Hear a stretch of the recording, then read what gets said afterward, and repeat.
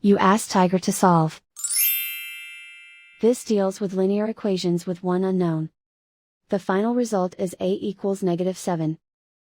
Let's solve it step by step. Swap sides. Group all constants on the right side of the equation. Subtract 5 from both sides. Group like terms.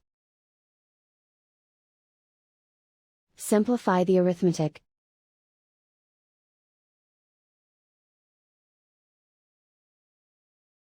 Isolate the a.